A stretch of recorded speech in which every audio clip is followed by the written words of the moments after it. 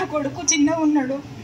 మా ఓనరు చిన్న పిల్లలు గీతలు గీస్తారు, ఏదో చేస్తూ ఉంటారు, రాతలు రాస్తూ ఉంటారు గోడల పైన. కానీ అవన్నీ వాళ్ళు అర్థం చేసుకోరు. ఏంది అనేసి అంటే వాళ్ళ సొంత ఇల్లు అనే ఒక వాళ్ళకి ఫీలింగ్ అనమాట. వాళ్ళు ఓనర్స్ కిరాయి ఇచ్చి ఉండేవాళ్ళు కదా అనేవాళ్ళు. అట్లా చూసేవాళ్ళు. మాకు వాటరు ఇట్లా వాడుకుంటే కూడా అట్లా వాడొద్దు అనేసి చాలా ఇది చేసేవాళ్ళు. నేను దేవుణ్ణి ఒకటే అడిగేదాన్ని, ఏంది అనేసి అంటే ప్రభువా ఎన్నాళ్ళు ఇంకా మాకు ఈ రెంటెడ్ ఇండ్లు, మాకంటూ ఒక సొంత గృహం అంటూ ఉంటే మేము అందరితో మాటలు పడేవాళ్ళం కాదు కదా అనేసి. నా కొడుకు ఆడుకుంటుంటే ఓనర్ వచ్చి గిచ్చేవాడు. అసలు వాడు ఏడుచుకుంటూ వస్తుంటే మస్తు బాధేసేది.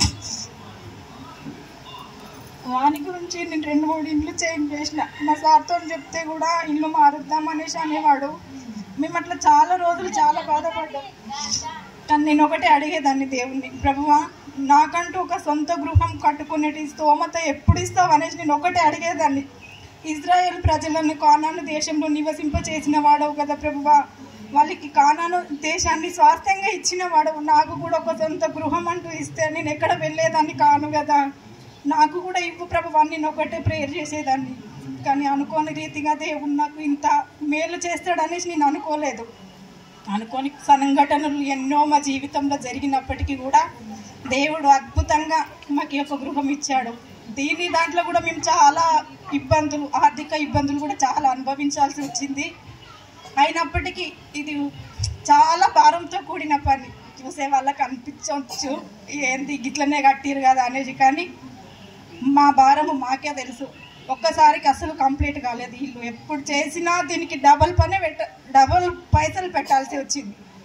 స్లాబ్ ఒకసారి వేయడము, మళ్ళీ దాన్ని తీసేయడము, మళ్ళీ వేయడము, మళ్ళీ తీసేయడము, అట్లా చాలా మేము అనుకున్న దానికంటే ఎక్కువ అమౌంట్ పెట్టాల్సి వచ్చింది అనేవాళ్ళు చాలామంది చేస్తున్నారు. కానీ వీళ్ళతో అవుతుందా అనేసి చాలా చులకనగా చూసిండ్రని అనుకుంటున్నాను గల్లీలు.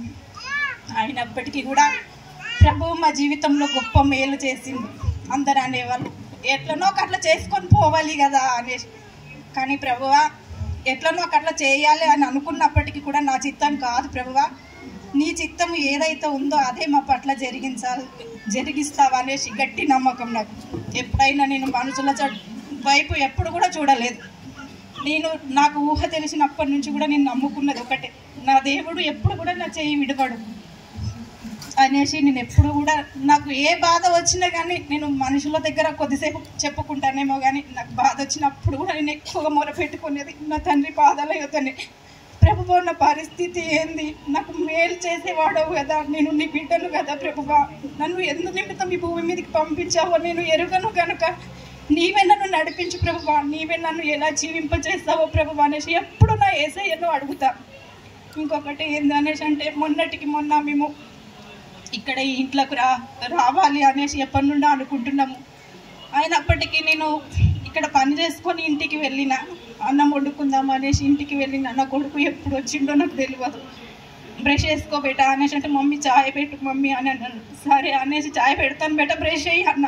వాడు ఎప్పుడు వచ్చిండో కూడా నాకు తెలియదు. వచ్చేసి కరెంటు హోల్డర్ను పట్టేసుకున్నాడంట. నా కూతురు వచ్చి చెప్తుంది, మమ్మీ తమ్మునికి కరెంటు పట్టుకున్నది మమ్మీ అనేసి అంటే ఒక్క క్షణం నా గుండె ఆగిపోయినంత పని అయింది. ప్రభువా నేను ఇంత కష్టపడుతున్నది కూడా నా కుమారుడి గురించే కదా, నువ్వెందుకు ఇట్లా చేస్తున్నావు అనేసి. అసలు నేను బ్రతికి ఉంటున్నానా లేదన్నది కూడా నాకు ఆ క్షణం అర్థం కాలేదు. ఎందుకంటే